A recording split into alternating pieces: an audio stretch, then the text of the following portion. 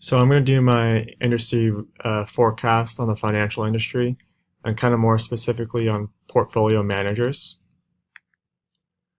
And so the key skills and qualities for somebody who would want to be into this portfolio managing slash financial industry, more of the qualitative qualities would be more of your critical thinking, your customer service, and your global knowledge. So critical thinking, that's just being able to look at a data set or whatever you have and be able to make assumptions or be able to forecast different opinions on that.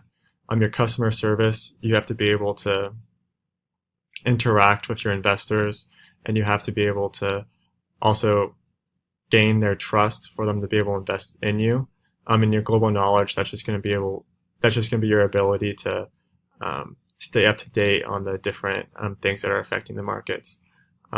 Mathematics, economics, and accounting, all of those are very important for the financial industry, as well as your Excel and analytical software abilities. Also, someone who's going to want to go into this industry is going to want to be able to have their undergraduate degree and then maybe 2 years of working experience before you go out and get your MBA. And then after you get your MBA, you study for your CFA or your Certified Financial Analyst, and that's just a certificate that's basically just a test. So the technological developments, this is actually a big debate right now for all the people in the portfolio managing slash financial industry.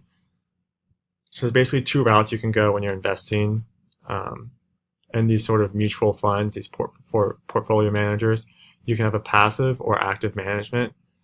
Passive management is more of having a computer algorithm do all of your trading for you, and this is more of this would be an ETF or an electronically traded fund, and these are growing in popularity.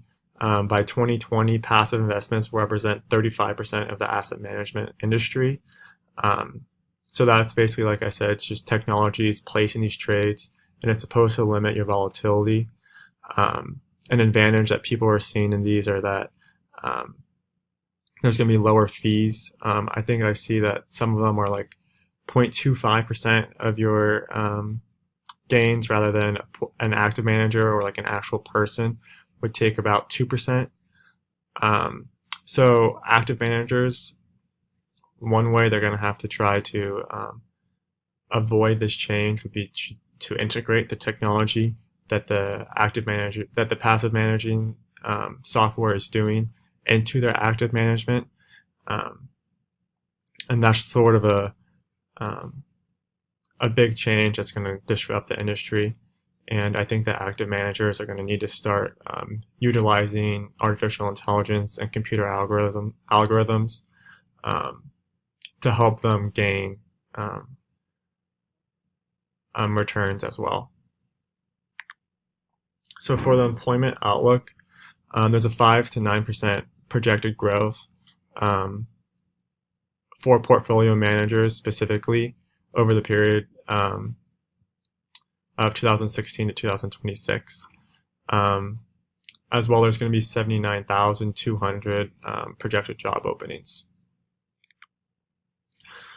So tools for learning for me to be able to keep up with this industry.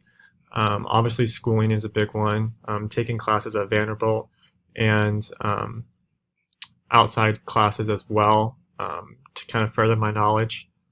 There's also these different programs that I've heard people use, such as Wall Street Oasis, and these are different online resources that I can use that kind of keep me up to date on the different questions people are asking you in interviews and the different trends in the industry.